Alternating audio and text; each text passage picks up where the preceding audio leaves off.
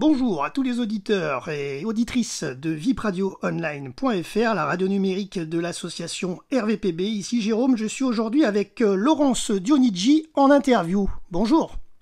Bonjour Jérôme. Alors Laurence, on fait cette interview aujourd'hui pour nos auditrices et nos auditeurs pour parler un petit peu de tes dernières actualités. Alors tu fais partie du collectif du PEF, le Parlement des écrivaines francophones. Parle-nous un peu de ce collectif. Alors le Parlement des écrivaines francophones a été créé en 2017 à l'initiative de Fazia Zouhari, qui est une journaliste et écrivaine tunisienne. Cela fait suite à tous les problèmes qu'il y a pu y avoir en 93 en Algérie. Et donc c'est la voix, EvoX, donnée à plus de 200 femmes autrices de tout continent qui parlent donc le français, donc c'est pas forcément la langue d'origine, mais qui sont amoureuses de la liberté, des problèmes de société, et surtout de la langue française. Donc on a des poétesses, des dramaturges, des autrices en littérature classique, des journalistes. Et donc l'idée c'est de se réunir. Donc une fois par mois on fait un Zoom parce qu'on a des dames qui vivent en Afrique, à Haïti, au Québec, bien sûr en France, au Liban, enfin, au Vietnam. On a plusieurs autrices de partout dans le monde, donc on essaie de coïncider pour discuter de nos actualités, de ce qu'on aime faire. Et l'idée c'est de proposer des recueils donc, de nouvelles, parler également, monter des salons par exemple, et faire des collectifs pour justement porter la voix des femmes et les problématiques que chacune rencontre dans son pays. Alors justement, tu as participé à l'écriture du livre Enfance de filles qui rassemble les textes de 22 écrivaines du collectif. Il est sorti le 8 mars dernier. Raconte-nous cette aventure d'une manière générale. Alors ça fait suite au premier recueil qui est sorti l'an dernier qui s'appelle Toi ma mère. Donc la thématique c'était ma mère, la mère, qu'est-ce que ça représente pour nous en tant que fille, en tant que mère aujourd'hui. Maintenant beaucoup de mères ont été filles et sont peut-être aussi grand-mères. Et là on s'est dit ce serait intéressant donc de parler notre enfance, donc enfance de filles. Donc là ce sont des thématiques, donc on a 22 autrices qui parlent de leur enfance ou d'une enfance imaginée. Dans mon cas, moi, c'est une enfance plutôt imaginée. Bon, bien sûr, avec un contexte particulier parce qu'il s'agit du Mexique. Et donc, chacune a écrit une nouvelle avec une nouvelle. À chaque fois, il y a un nombre de signes, il y a des contraintes littéraires. Et donc, on raconte un petit peu qu'est-ce que ça évoque chez nous, l'enfance, avec ses plus, mais aussi ses moins. Une enfance qui est vécue sous les bombardements, ou dans une famille maltraitante, ou dans une famille où on empêche les filles d'aller à l'école, où on les marie à l'âge de 13 ans, ce ne sera pas la même qu'une enfance dans un pays où tout se passe bien, on a des bons souvenirs, où c'est que du bonheur, et ça aussi on peut l'exprimer. Donc c'est une enfance de fille avec multicolore, avec multifacettes, donc des choses positives comme des choses négatives, dans plusieurs pays, dans plusieurs pays. Ouais, du monde. Alors justement, à travers les récits de ce livre, les autrices ont donc abordé, comme tu l'as dit, les thèmes de tout ce qui est innocence, amour, éducation, fratrie, les non-dits, les blessures. Qu'as-tu abordé, toi, sans tout dévoiler dans ce récit? Alors moi, j'ai pris le Mexique, car j'ai vécu pas mal d'années en Amérique du Sud. Et c'est un pays qui m'a beaucoup marqué, justement par sa violence aussi, mais aussi par sa culture.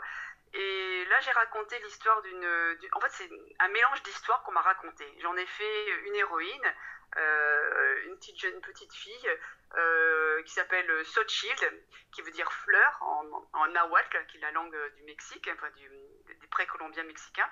Et donc, elle raconte un petit peu un rêve un peu étrange. Alors, on sait que là-bas, en Amérique du Sud, on croit aux esprits. Et donc là, on se pose la question de savoir qu'est-ce qui fait qu'elle a agité cette petite fille? Pourquoi ces rêves, est-ce qu'ils sont un petit peu étranges? Est-ce qu'ils ont un lien? Est-ce que c'est pas un message? Et à travers ces rêves et un petit peu ce questionnement, il y a le Mexique d'hier et d'aujourd'hui qui se confrontent à travers cette nouvelle. Donc elle s'appelle Le cœur de la terre. Et donc c'est pas une enfance, c'est pas mon enfance, car je ne suis pas mexicaine. Je suis française et même niçoise.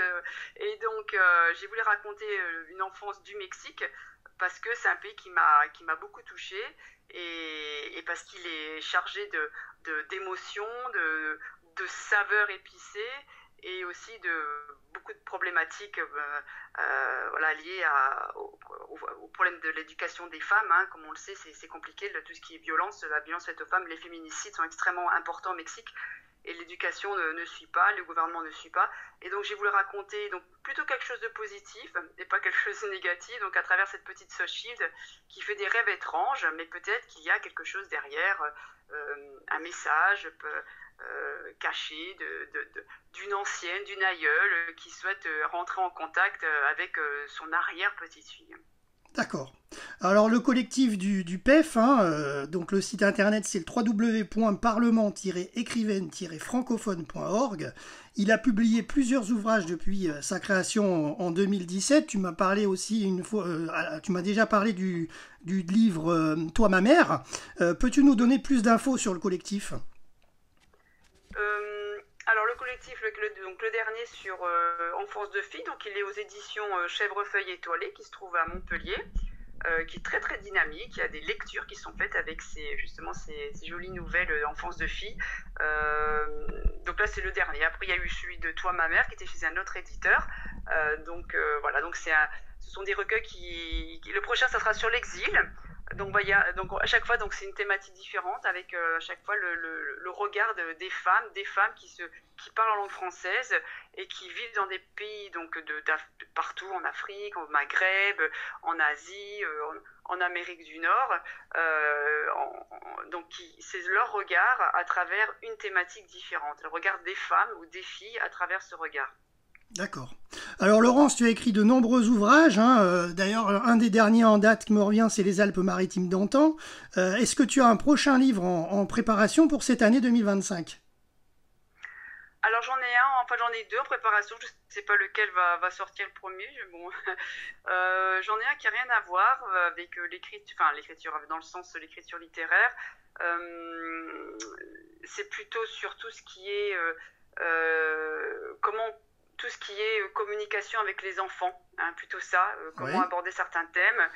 Donc on n'est pas du tout dans le champ de la littérature, voilà, dans ce sens-là. Et l'autre, c'est un ouvrage que j'ai commencé il y a plusieurs années, que je n'ai toujours pas terminé, que je voudrais vraiment finir, qui est plutôt donc là un roman historique, donc toujours sur ce qui se passe dans les Alpes-Maritimes et bien au-delà.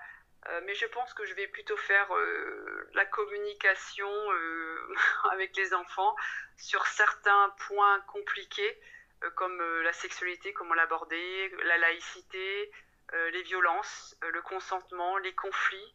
Je pense que ce sera plutôt ce champ-là que je vais développer plus que le roman historique parce qu'en ce moment, je pense qu'on en a besoin et que peut-être que ce que je fais, parce que j'ai plusieurs métiers, mon apport et mon rapport avec les enfants, avec les ados aussi, parce que j'interviens beaucoup avec les adolescents aussi, pas qu'avec les enfants, dans mon activité professionnelle, et bien comment je peux aider d'autres personnes qui peut-être peuvent être en difficulté pour justement les aider à mieux communiquer et à ce que les choses aillent mieux. On est dans le vivre ensemble et dans la communication non violente.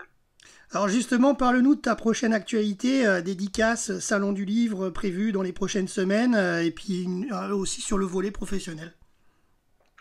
Donc mercredi 30 avril, j'animerai l'apéro des sciences sur le thème du lien entre l'obésité et le cerveau. Donc on va voir comment le cerveau orchestre tout ça. Et puis aussi donc les nouveaux médicaments qui peuvent aider les personnes obèses en situation d'obésité. Donc je vais animer, hein, donc c'est pas moi qui vais parler, donc il y a deux chercheurs qui vont parler de cette thématique-là. Ensuite j'ai un salon du livre à Roquefort-les-Pins le 17 mai. Et ensuite donc je m'occupe aussi d'une association et nous avons une conférence que j'organise avec donc une psychologue qui interviendra sur le sentiment de décalage dû au potentiel intellectuel.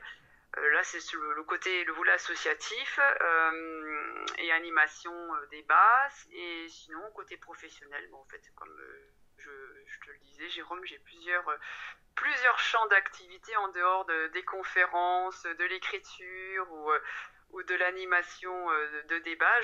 J'interviens dans les écoles, dans les collèges, pour parler de tout ce qui est santé menstruelle et sexuelle, pour parler consentement, pour parler conflit. Et également, j'interviens auprès des plus grands en IUT pour tout ce qui est la négociation. Donc, on est toujours dans la communication, comment négocier dans le travail, dans la vie professionnelle auprès d'un fournisseur, un client ou au quotidien. Hein. Donc, la communication et la négociation vont de pair. Et également, donc, j'interviens aussi comme formatrice et consultante auprès d'autres organismes dans tout ce qui est management. Et dans le management, il y a de nouveau la communication. donc aussi l'écriture, hein, quelque part. Hein, on communique par le verbal, par l'écriture, par le non-verbal. Donc, il y a différentes formes. Et voilà, donc j'aborde ça selon le public et selon, bien sûr, les attentes et les demandes. D'accord, ben merci Laurence en tout cas, et puis je le rappelle, donc tu as participé à l'écriture du livre Enfance de filles par le collectif du PEF, Parlement des écrivaines francophones. As-tu un dernier mot pour nos auditrices ou auditeurs ? Eh bien, merci à la super radio VIP Radio Online, la radio qui monte, et j'espère que Enfance de filles plaira à nos auditeurs et auditrices, car c'est un joli cadeau pour la fête des mères, justement, donc à offrir de mère à mère ou de fille à mère, donc à fille à grand-mère, mais pas que, hein, parce que bien sûr les papas peuvent les lire, parce que certainement ils retrouveront un petit bout de leur enfance, parce qu'on est aussi, les garçons ont des sœurs, donc il y a des enfances partagées entre les fratries.